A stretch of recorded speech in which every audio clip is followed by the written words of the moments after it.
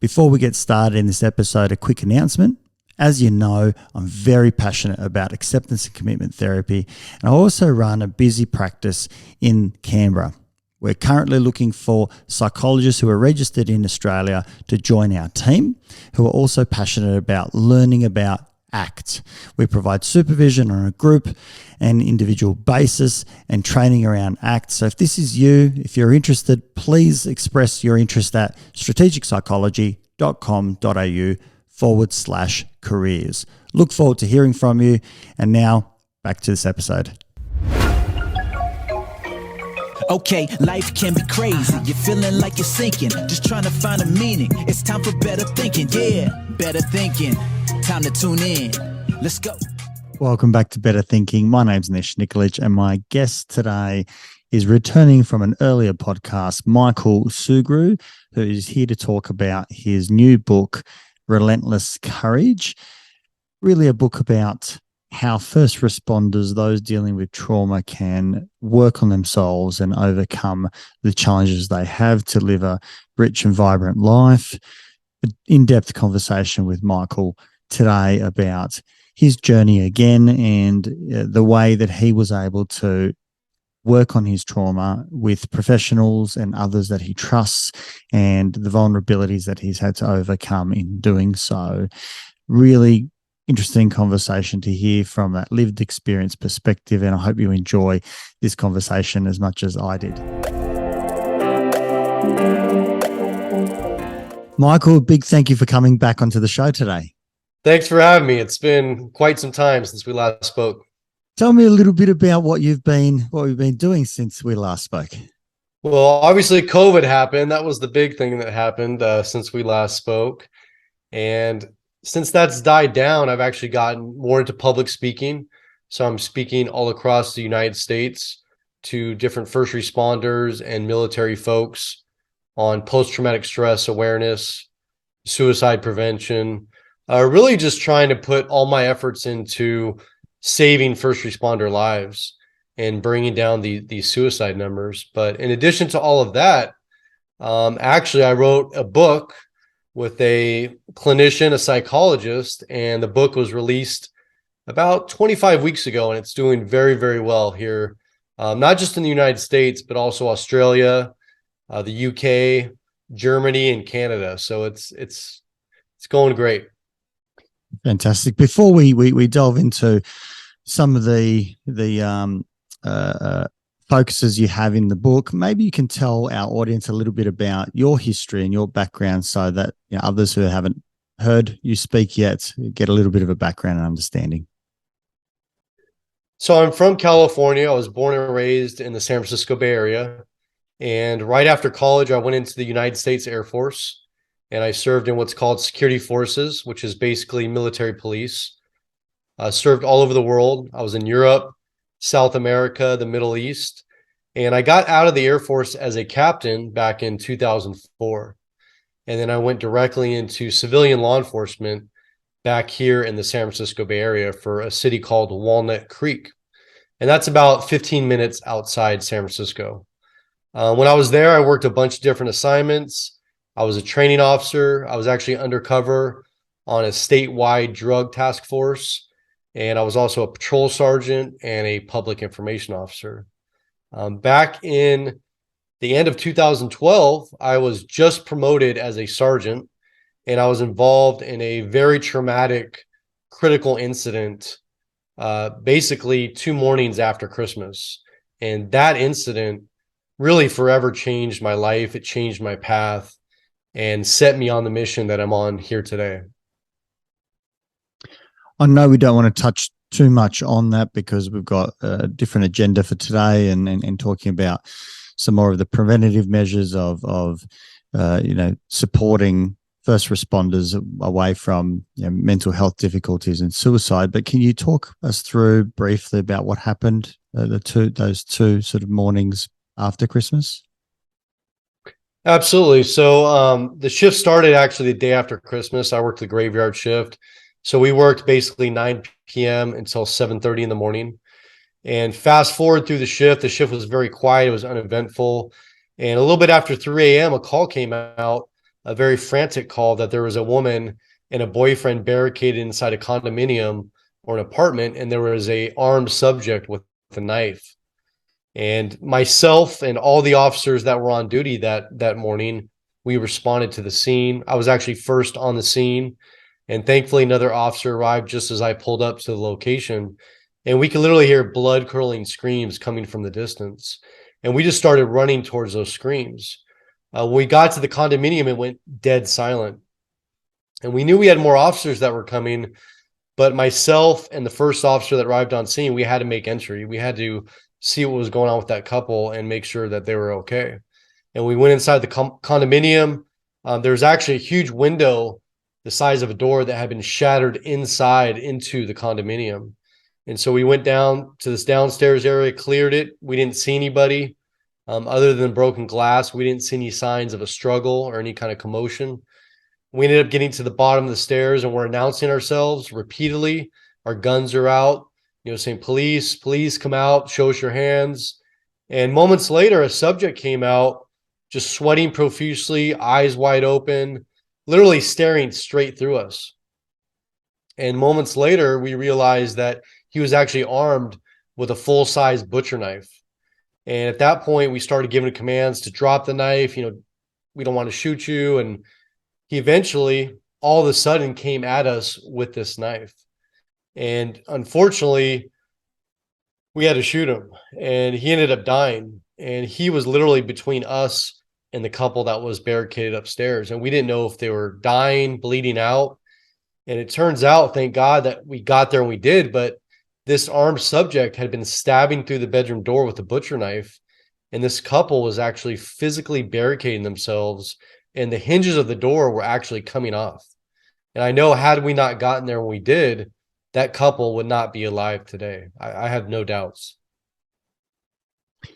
And obviously these sort of incidences can have a profound effect on first responders in whether it's yourself as a police officer at the time, or whether it's the paramedics that come, others that have to go out and be involved in these events. I know your focus has been for some time now of trying to remove the stigma of mental health and trying to improve people's awareness around being able to support, gain support or reach out. Can you tell us a little bit more now about this book and where that's come from, how that's come about? Absolutely. So the book, I have it here. It's called Relentless Courage, Winning the Battle Against Frontline Trauma. And it's co-authored with Dr. Shauna Springer. And she is a clinical psychologist, amazing, amazing woman. I'm going to give you the backstory to this. I'll try to make it short.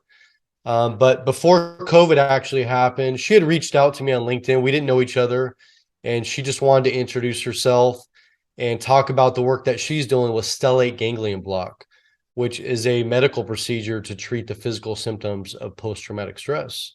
And while we were talking, she asked what my story was and why I do what I do. And so I shared in much more detail my story of that incident and what followed after that, and in a series of just tragic and traumatic events. And during that discussion, Dr. Springer, she actually asked me, she said, have you ever thought about writing a book about this? And I said, well, it's funny that you asked me that, because I've been asked that before. I said, but really, I think with, the effects of post-traumatic stress, I don't think I have the concentration, the focus to actually get something like that done. It would be nice, but I don't think it's a reality. And so we left the conversation at that. A couple months later, she hits me back up and she was like, look, I've really been thinking about our discussion and what you told me. And she said, your story, she's like, I've heard hundreds and hundreds of trauma stories from combat soldiers, from first responders, but your story, I think, is just going to resonate with countless people, and it could really save lives. And she said, I want to make this happen. I want to write a book with you. And I knew at that very instant that she was the right person to make this happen. And we literally started the process when COVID happened, and we didn't actually meet in person physically for over a year and a half into this project. We started doing 2-hour Zoom meetings like every week. where she recorded it. And then she would write a chapter. We would talk about it, go back and forth. And this led to, a series of chapters and a structure of the book. And the book is very distinct. It's very unique because every chapter is split into two distinct parts. The first part is my story told in my voice, going all the way back to childhood until present day. And the second part of it is Doc Springer. She breaks everything down. She explains it in layman's terms so that anybody reading this book, whether you're a first responder, whether you know one, or whether you're just somebody on the street, you're going to actually truly see the human side behind the badge. You're going to see the human behind the uniform. And it's, this book is already saving lives, and it's changing perceptions. It's letting people see all first responders in a true light, in the humans that we really are. And, showing that this trauma, the toll of what we do, it takes a toll on us. It truly does. And we have to address it. We have to talk about it. And most importantly, we need to change the culture and make it okay to say, look, I need help, or I just need to talk about this. And I didn't do that because I was ashamed and I was embarrassed. And that shame and embarrassment, it led me to the point where I didn't want to be here anymore, where I literally wanted to die. And so, this project, it's not about me. It's much bigger than me. And so far from the people that have read it, I hear countless times that they say, me too, me too. And it's just so many things in this book resonate, not just with them, but their loved ones, their spouses, their family members, their parents. It's really groundbreaking. It's very innovative. I've never seen a book that has this type of structure where you're getting basically the best of both worlds. You're getting the clinical side, but you're also getting the firsthand account, no holds barred, uncensored, from somebody who's been there and done it. Michael, what would you say that you have learnt in this process? It sounds like in some way doing a deep dive and explaining what your experience was, and then having it sort of unpacked or explained by clinical psychologists. Now, what came out of it for you? What are the learnings that you've taken away from it? Well, first, I have to tell you that it took a toll writing this book. It really did. But the fact that I had Dr. Springer who would check in with me before and after every session, and we have a relationship where I could call her day or night and talk to her. And that really reinforced to me the power behind having that trusted person. In my case, it's a culturally competent therapist, a clinician, but it could be a friend, it could be a family member, somebody that you can talk to that's not going to judge you. They're not going to look down upon you. And in this case, truly, truly understand it and be there for you. So that was so powerful. Had I done this project on my own, I wouldn't have had that balance. I wouldn't have had that person that I could go check in with. And so the book just really, really reinforces, that it's just talking about it, and talking about it and sharing is healing. For me, there's a lot of, there's some good things in the book, but there's a lot of bad and ugly in terms of poor decisions that I made or mistakes that I made. And I literally bare my soul and I put it all out there for the world to read. And I know some people may judge me, some people may look differently upon me, but to have that burden lifted off my shoulders that, hey, look, I can't control this anymore. I'm not going to hide behind embarrassment and shame, because I know now that when I asked for help, that was the strongest, most courageous thing to this day that I've ever done. It was nothing I did in the military. It was nothing I did on the streets. It was saying, look, I can't do this on my own. I've tried with very bad negative coping mechanisms that are making things much, much worse. And I need somebody who has the tools and resources to guide me on this path of recovery. And, to be honest with you, I'm still in recovery today. I mean, I'm night and day where I was, and I'm living a whole new life, but I've also learned that this takes maintenance. You're going to get triggered. Things are going to happen. But the key is knowing how to deal with those triggers when they do happen and pressing through them. And that's the critical difference. I didn't have those tools. I didn't have that kind of knowledge when I was at the depths of my struggling.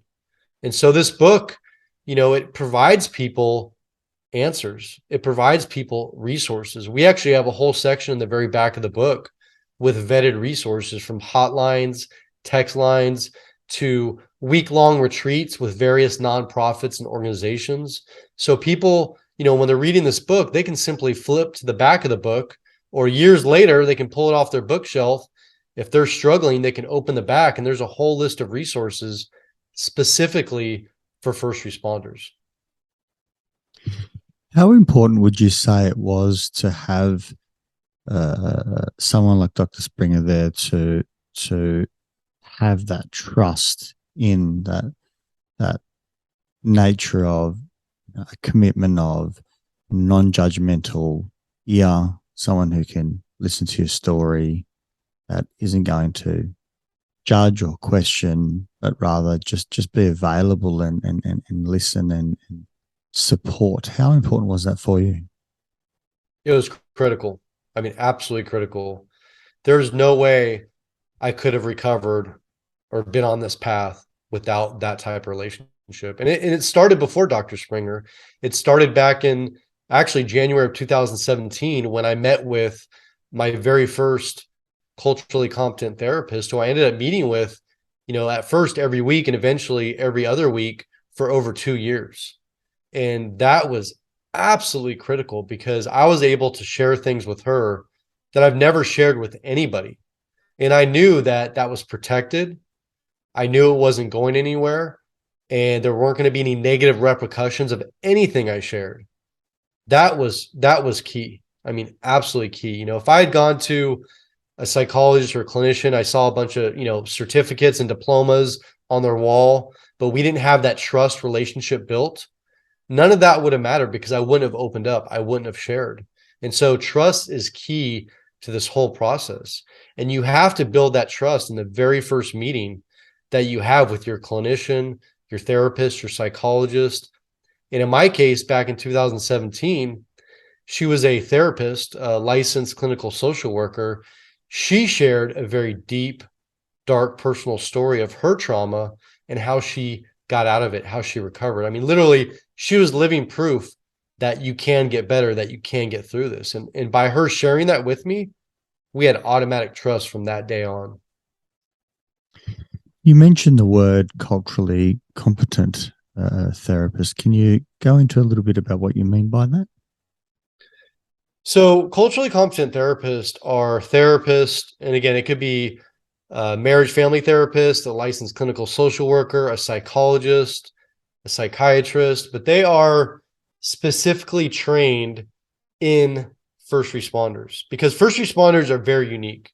The only other people that are close to first responders are veterans or active military people. And oftentimes culturally competent therapists, they see both military and first responders, because we have a lot of similarities on our personalities, on why we've chosen these career fields, on the amount and level of trauma that we're exposed to. And so you need somebody who really understands the uniqueness of our professions, because, I've heard a lot of horror stories of people that just walked into a random therapist that was referred by EAP, which is Employee Assistance Program here in the United States. And they had no background or training whatsoever in being a first responder. And I heard time and time again that when they went in there, all they saw was a shocked look on the therapist's face. And they ended up actually feeling worse, after they left that office than before they walked in. And it made things much worse. And in many cases, they made a decision that I'm never going to see a therapist again, because not only did this not help, but it made it much worse, because they don't get it. They don't understand it. And that goes back to when I was talking about earlier about the stigma, the shame, the feeling that I had when I was at the deepest darks of my depression, anxiety, and post-traumatic stress was I truly thought that nobody would get it, that nobody would understand it, that something was wrong with me. And it turns out that it's actually normal. And there's countless people out there, other first responders, culturally competent therapists, who truly, truly get it. And it's critical, absolutely critical.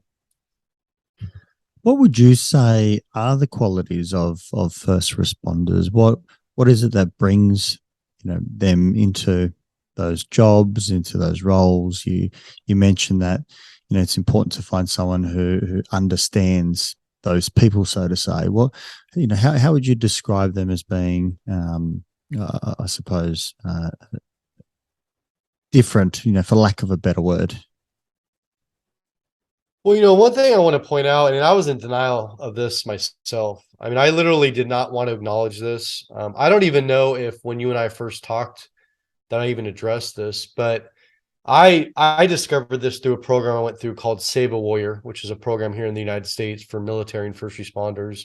And it deals with complex post-traumatic stress, and it focuses on childhood trauma. And what I've learned through my own experience and through my volunteer work and my speaking is that many first responders and military members have some form, and again, this isn't all, I'm not saying all of them, but many of them have some form of childhood trauma. And that can be what's considered minor on the scale to very extreme or severe. As an example, what I would say would be on the minor end of the spectrum would be maybe an emotionally distant parent. Maybe a parent who is always at work, never home, maybe not very affectionate. Moving up the scale, maybe you have a parent or a relative who's an alcoholic, a drug addict, or maybe there's physical abuse, maybe there's sexual abuse. But the point of this is that at a very young age, we learn to basically overcome adversity. We learn to adapt. We learn to be resilient, decisive. And that those are qualities that actually make us very good at being a first responder. Those are qualities that we need. But, in my case, I never dealt with my childhood trauma. And here I am, now I'm a first responder, and now I'm being exposed to the trauma on the streets. And so what I learned is that, I had this childhood trauma. I never dealt with it, never talked about it. And then now I have this work-related trauma on top of that, compounding everything. And eventually I worked on the work-related trauma, but I never worked on this. And it wasn't until I addressed this that I was able to fully move through my recovery. And that's the thing. So first responders, we are decision makers. We are, in many cases, decisive. Many of us are perfectionists. We always want to do the best that we can. We don't like hearing negative feedback or negative comments. We truly want to make a difference. We truly care. That's the thing, is that we, as a self-protection tool, we pretend like we don't care and we try to distance ourselves. But in our hearts, we actually truly do care. That's why we signed up for this profession. And, we're willing to literally put our lives on the line every single day for complete strangers. And I don't know of any other profession other than maybe military people who are willing to leave their house, say goodbye to their family and loved ones, knowing there's a good chance they may not come back home. And we accept that fully. Yeah. And it's an incredible job to do that, where there's a self-sacrifice in that, where one's willing to put themselves in harm's way for others, or for a important value set that they believe in. It's quite remarkable. Can you speak a little bit to what you mean by working on the trauma? There's going to be first responders out there listening to our conversation and asking themselves, what does it mean to work on your trauma, whether it's the childhood trauma, whether it's the current workplace trauma? What do you mean by working on, so that people might hesitate of engaging in that? How would you describe what that means? In the simplest terms, I would say it's talking about it. To be honest with you, it's talking about specific things that have happened in your life. And again, it could be all the way back to childhood. It can be on the job. In my case, it was a combination of both. But it's talking about these different incidents that happen at different times, acknowledging them, talking about them with a trusted person, because, a lot of times people actually carry these things with them and they haven't shared it with a single person. I mean, not even their own spouses or family members. In my volunteer work, I've seen time and time again, grown men and women in their 40s, 50s that end up sharing something to do with a child abuse or sexual abuse as a child. And they literally have been carrying this around their whole life. They haven't shared it with a single soul. And imagine the burden of something like that, and imagine the after effects of that. Like in my case, I had a father, biological father, who was not really involved in my life. And he became a drug addict and alcoholic. And I didn't realize the impact that had on me, that it had on my relationships. And I had this fear of abandonment. And I started self-sabotaging pretty much every single romantic relationship I had. But to tie that into the work trauma, I want to talk about administrative betrayal. And this is something that we haven't touched on here yet, that I go into great depths in my book. But administrative betrayal is more trauma now. So you've got the childhood trauma, the work trauma, or the street trauma, I'll call it, and then the admin betrayal. And so in my case, there came a point where certain people in my agency turned their back on me. And imagine, here I am, I never dealt with that childhood trauma with the fear of abandonment. And here I thought I found my new family, the blue family, who's going to be there for me no matter what. And then in my time of greatest need, now they're turning their back on me. So that's where these impacts, they interrelate and they overlap, but you have to deal with them individually and separately. And, for people that are listening, it may be in different orders. Like in my case, I worked with the street trauma first. I got through that. I'm here today where I can talk about these very traumatic incidents on the streets without getting emotional. And then I learned, you know what? I have to go back in time and I have to talk about the things that actually led me to this career field. And I need to address those now. And so really, it sounds like it's complicated, but it's literally just talking about it, sharing it, but knowing that it's in a trusted, safe environment. There's something as a clinician that I've certainly found, and speaking with my colleagues have found that quite often with these situations where trauma becomes harder to overcome, or to let an incident decay and let it be and kind of make room and space for it.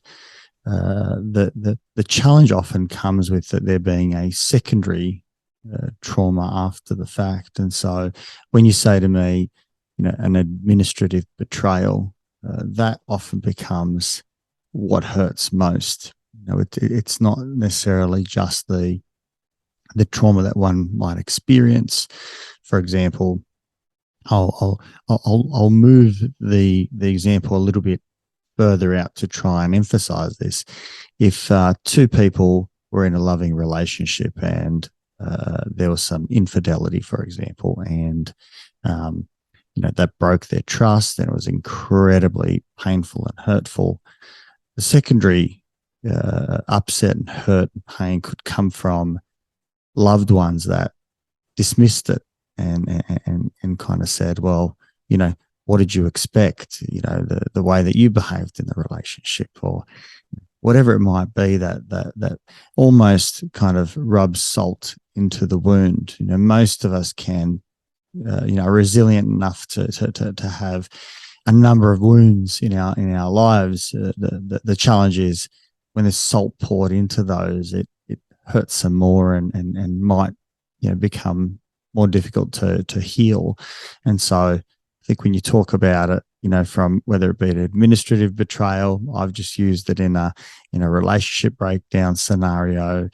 It's important to talk about these things, but as you said, with someone who you can genuinely trust, selecting a friend, selecting a family member, a professional, whether it's a psychologist, social worker, and the like, someone who can actually sit and listen and validate and affirm one's feelings without necessarily having to find a solution straight away. The solution will come, but it takes time to downregulate, to be heard, to be comforted before we can kind of think our way through that. And I think it's an important point that you raise in all this, just sort of tying it together. And I think the secondary trauma in my eyes is big factor in these scenarios, and hence, the importance of having, therapy, for example, outside of an organization rather than inside, because sometimes it can feel like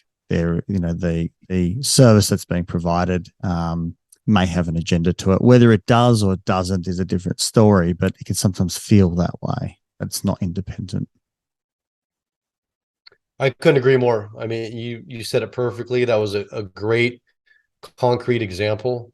And you just said it yourself, but that administrative betrayal is a lot of times what actually pushes people over the edge and leads to suicide. It's not the traumatic event itself, but it's the after effect and the other trauma that happens.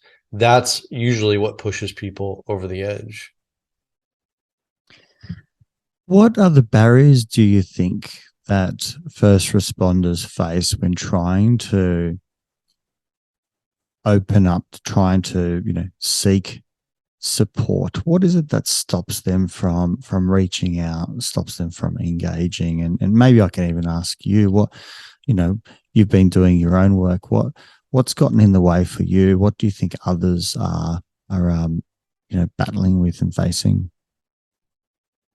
For me personally, and I go back to my military days and my law enforcement days, but I was in a leadership position. I was leading a patrol team, and I truly felt that, something was wrong with me, and I felt weak, and I felt ashamed and embarrassed that I didn't really feel like there was anybody who I could trust, that I could go to and I could open up about this, because I feared in my mind the ramifications. And for me, that would have been loss of confidence from the people that I was supervising, my subordinates, loss of, leadership, recognition or ability when it comes to my supervisors and the higher ups in my agency, that they would start looking at me and question whether or not I should even be a leader, whether I should be a patrol sergeant.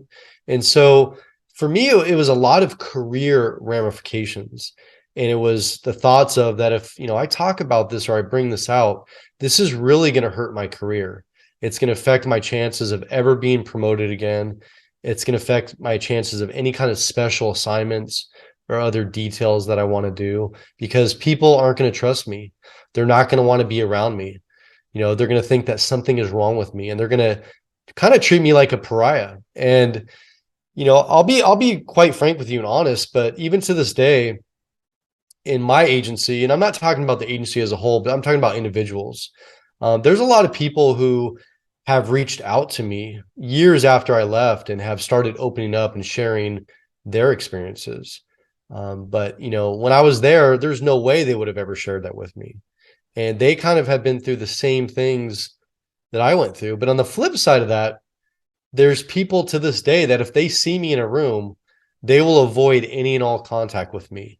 And they'll look at me as if I have some kind of contagious disease or virus, that if they get near me or talk to me, that this is going to spread. And I think also when it comes to administrations and higher ups in organizations, I think some of them have the same fear as well, that, what if the other officers see this one officer and they're struggling? We don't want everyone struggling. We don't want everyone coming out and saying they need help, because we need people to do the job. We've got to staff the streets. We can't have people off on injury. We can't have people off getting counseling and therapy. We truly need people on the streets 24/7.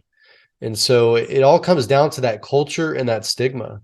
And although things are getting better, I mean, they're getting better each day, there is so much more work that needs to be done. I mean, a lot more work needs to be done to break this stigma of saying that it's weakness, to ask for help, because that is truly strength and courage. Absolutely. And it must be a very challenging job for the administrators as well, about how do we support our people? How do we understand their needs? Everyone's needs are quite unique, and there are lots of different scenarios and factors. Often people in those situations don't even know their own needs, that they haven't explored that very much and been given the privilege to sit and contemplate.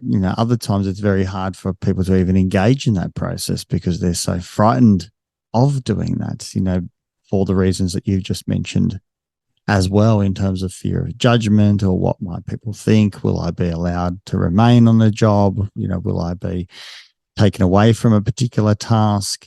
There's still lots of, challenge administratively and for people about how do we do this as very complex and large organizations, particularly, policing, military, the emergency services.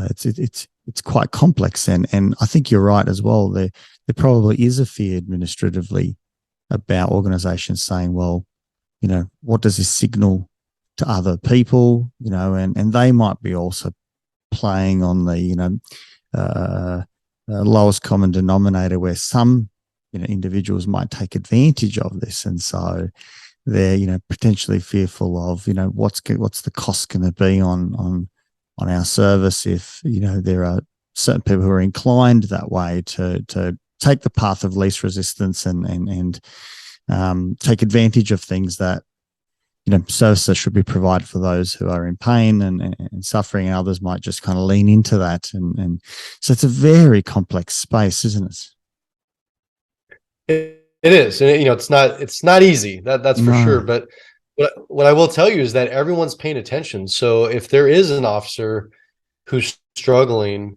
or a firefighter, dispatcher, paramedic, whatever the case may be, and they ask for help and then are treated negatively, and if other people see that, surely no one else will ever ask for help. And that's the other part of this equation, is that, people are watching, and if you're taking care of your people, people will know that, and they're going to trust the process. They're going to trust the organization.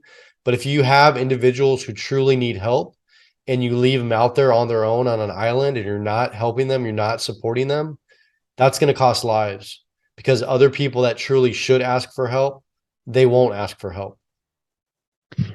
Does that potentially speak to our own potential responsibilities as individuals and, as human beings to look after our fellow colleagues? That if you see someone who, is struggling, maybe to give them a hand up, so to speak, and kind of check in, that not necessarily waiting for the formal administrative processes to kick in, because they don't necessarily always meet one's needs, that we can be actually those agents, those catalysts to say, hey, Rob, how you going, mate? You look like you're struggling a bit. How have you been? And maybe if Rob says, no, I'm fine, maybe my gut is to say, no, I'm going to inquire again in a week's time. I'm not going to just fob that off, because, there is the need of some persistence around,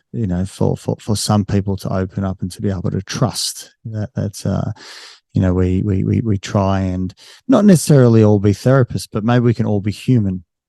And from that perspective, try and touch our fellow, humans in a compassionate way. And, you have to be vulnerable first if you expect somebody to open up to you and be vulnerable. That's what it comes down to.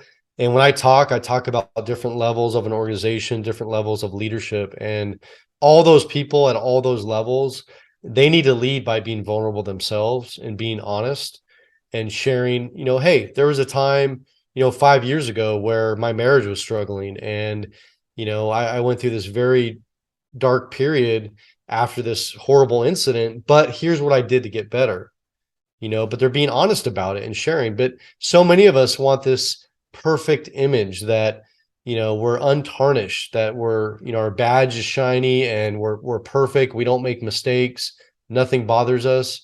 But that's the detriment. That's the problem right there. And the real leaders will be vulnerable and open themselves, like I said. And what I've also learned is that some of the people that come off as not caring, who are angry and bitter, and people say, like, what is wrong with this person? They just don't care. And I say to them that, you know what, they're dealing with their own struggles and they're dealing with their own trauma that they haven't addressed. And that's where I was when I was a sergeant. I actually became unapproachable and I became an asshole because I lost sight of my people and their problems. And I lost sight of empathy and sympathy because in my mind, it was like, that's not a problem. Like, I have a problem. That's not a problem. And the reality of it was that I wasn't being open. I wasn't being vulnerable. But had I been, then people would have had that trust to come to me when they had issues, but they didn't. So nobody would come to me. And like you said, we ask all the time, hey, how are you doing? And we don't want to dig past that. We want to hear, I'm doing great. I'm doing okay. I'm doing good. That's all we want to hear. And we want to keep on walking. But what I think is most interesting about that, especially, I mean, all first responders, but especially law enforcement, is that, we're trained interrogators. Like, we're trained lie detectors. Like, we question people all the time on calls and at scenes. We call people on their BS and we say, look, I don't believe that. Like, there's something else here. You're not telling me the truth. We do that with suspects, but why don't we do that in a caring way with our own people? That's what people need to ask themselves. It's almost like it becomes more scary. It becomes more frightening. Will they judge me for how I'm caring or questioning them? Are they going to reject me for this? It's almost, there's a bit of interesting play here with words where you mentioned, for someone to trust us, we need to be vulnerable. And similarly in our conversation, we've also said we need to be courageous. It's almost like, we've got to be courageous to be vulnerable, or we've got to be, vulnerable to be courageous. In some sense, at least in this conversation, they're somewhat the same thing. It's just that, as strong men beating our chests, I don't want to be vulnerable. But in actual fact, the hardest thing to do is to be courageous and begin to talk about,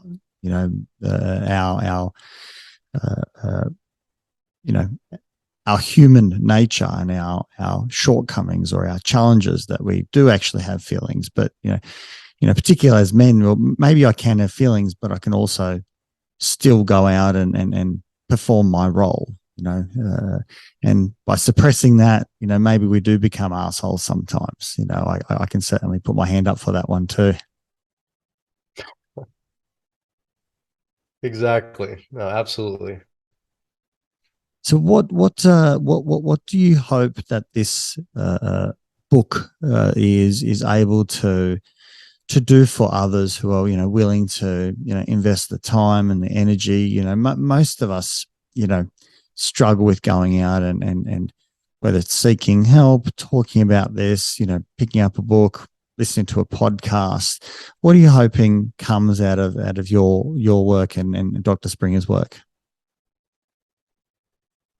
First and foremost, I hope people see that they're not alone, that there's nothing wrong with them, that the feelings that they're having is normal. It's a normal reaction to what they've been exposed to and what they've experienced in their lives.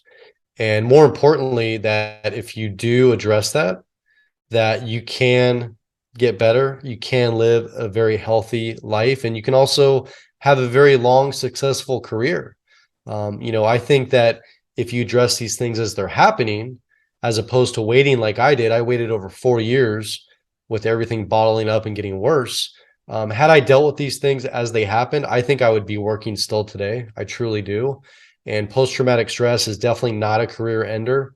It's something that we're going to be exposed to these things.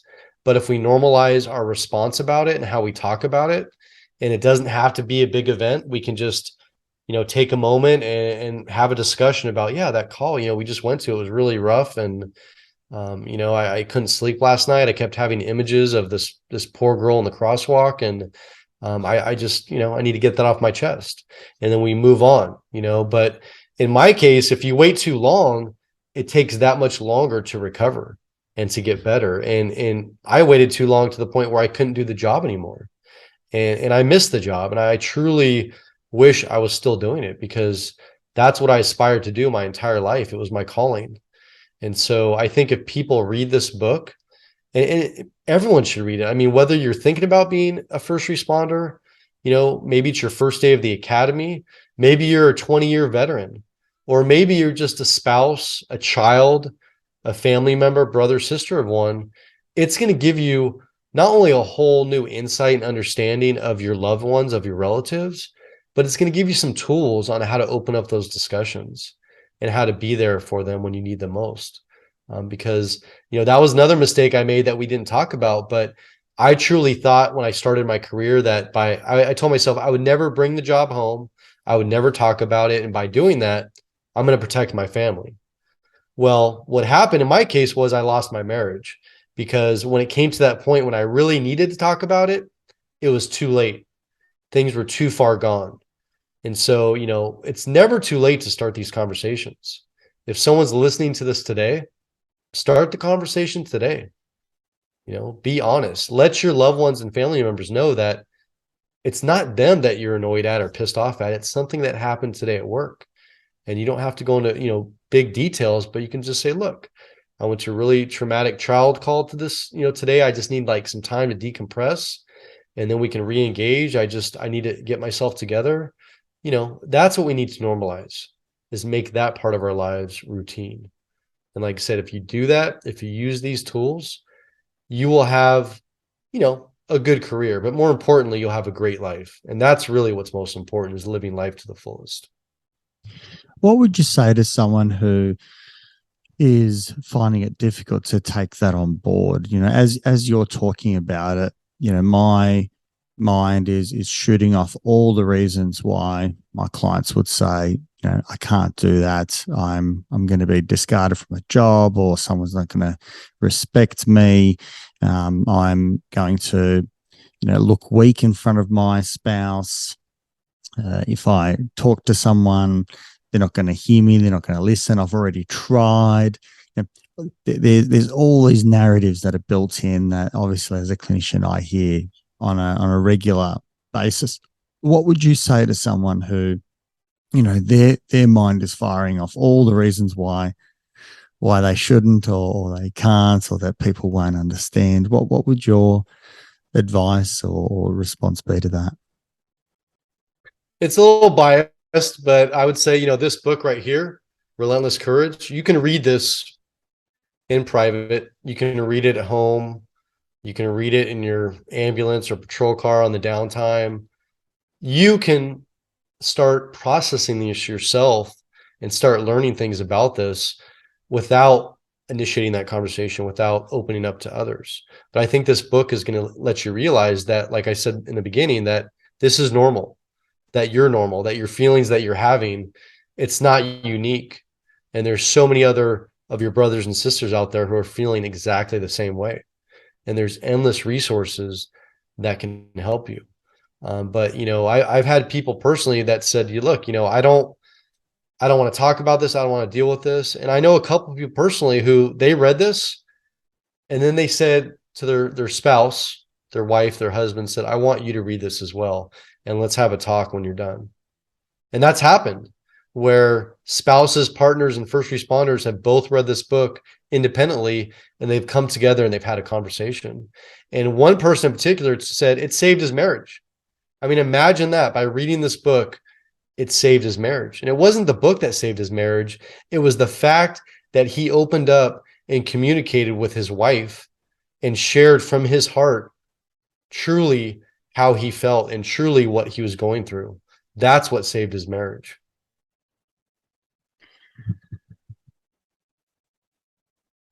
What would be the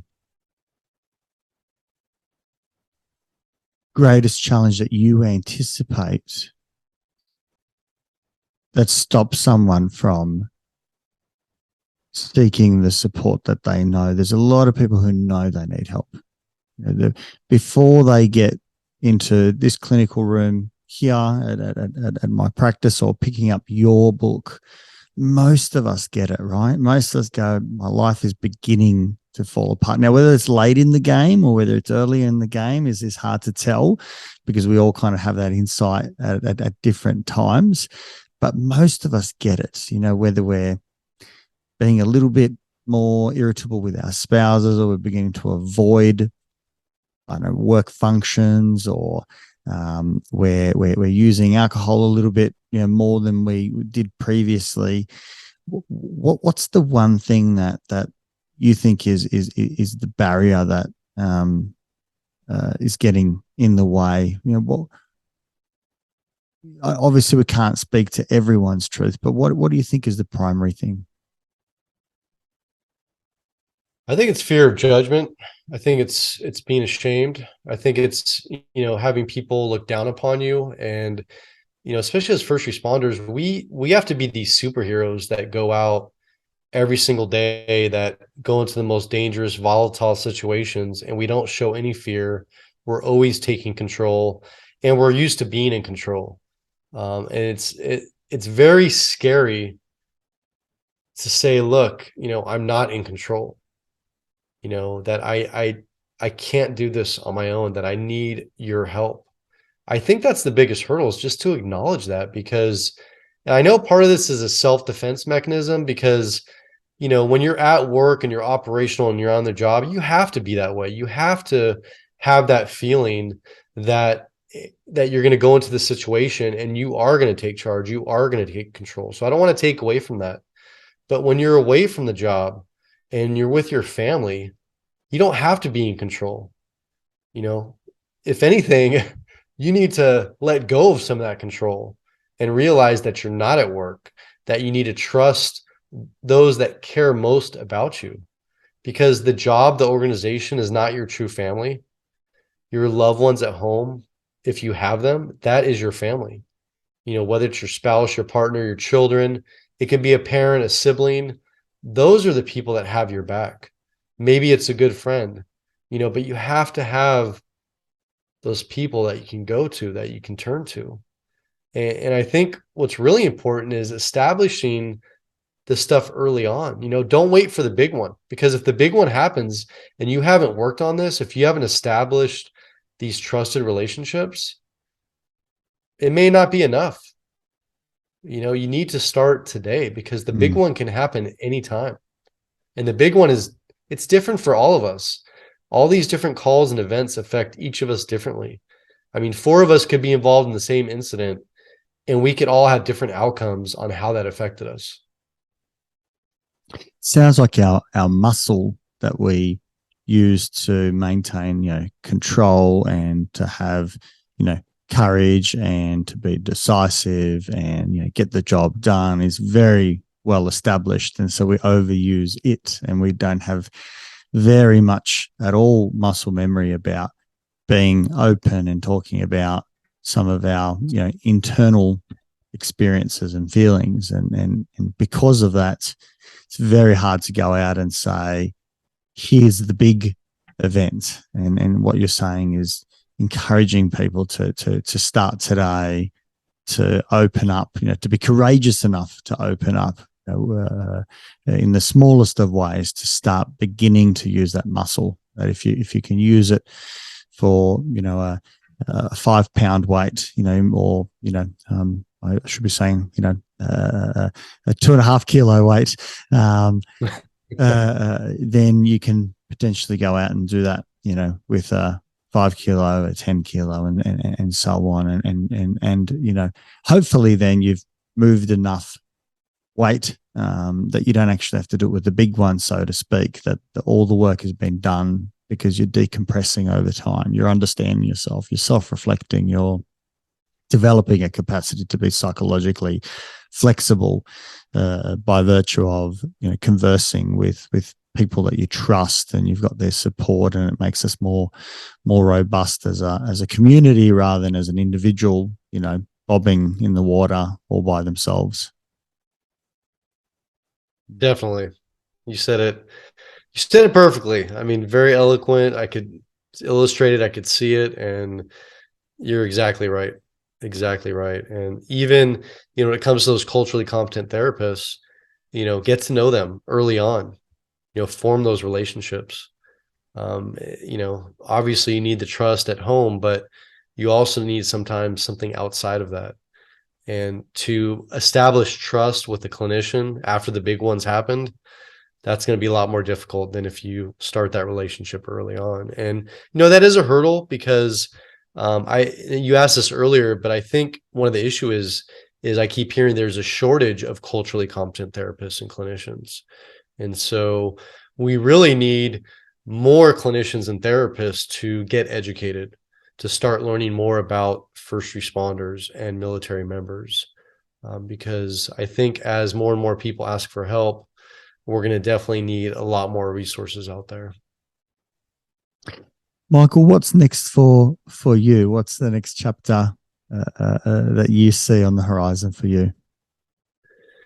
You know, I get asked that a lot, and I am retired. I have a beautiful 12-year-old daughter who I have half the time. And so when I have her, I'm a full-time dad, and that is my focus. I'm also focused on living life to the fullest. I truly try to enjoy every single day. I try to minimize as much stress as I can. And I'm very fortunate that I'm able to do that. But, you know, my plan is to speak occasionally across the United States. And I am though hoping for Australia. That is one of my dreams. Also the UK and Canada. So I'm hoping that at some point I can speak in a different country and talk about this stuff. That would be, I think, on the horizon. And one of my biggest goals is to accomplish that, you know, but in the meantime, it's to truly live life and enjoy life, because as we know, life is short. I think one of the most powerful models of you know, how we would like others to seek support and to manage their lives is, you know, is always about how we model it. I think people observe around us a lot more than what they get from our words, so to speak. And obviously it's both, but it really resonates when you can see someone who's living, you know, well, meaning that they've reduced a lot of the suffering, the unnecessary suffering that's there. And so they only need to contend, you know, with the pain that life brings that's unavoidable. But at least the avoidable stuff, you know, the mental wrestling and challenges that we have, they've dropped, you know, much of that, and therefore there's less suffering, and we can tend to see that for those who, you know, have done some work on themselves, you know, talk through their difficulties. They've got insight, they can self-reflect, they've got psychological flexibility, they've got a lot of perspective taking, and they're not afraid to continue doing that into you know, into old age. You know, we're both starting to grey up, or, you know, show I'd like to say show our wisdom. I'm not sure there's too much there, but it's, you know, it's a good start. Lots of wisdom here. Lots of wisdom.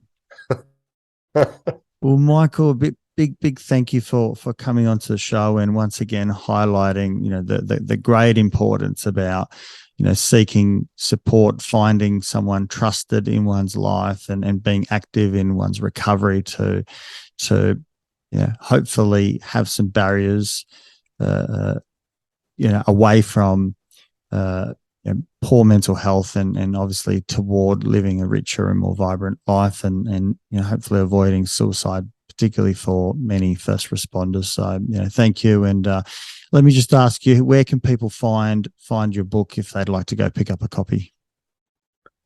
So Relentless Courage, it's only on Amazon. So it's available in Kindle or paperback or hardcover. It's the only place you can get it for now. And if people want to reach out to me, I'm on LinkedIn. I've got a couple Facebook and Instagram pages. The first one is Sergeant Michael Sugrue, and the second one is First Responders First. And so I have both of those on Facebook and Instagram, but feel free to contact me, send me a message. I check those every single day. Michael, thank you. Big appreciation for the work that you're doing, and I wish you all the best. Thank you very much. Take care. If you enjoyed this podcast, please support it by going to iTunes and putting a review, subscribe, share it via social media, and tell others about it. Start a conversation. It's listeners like you that make this able and possible, and why we bring in these guests to go out and share their knowledge and resources.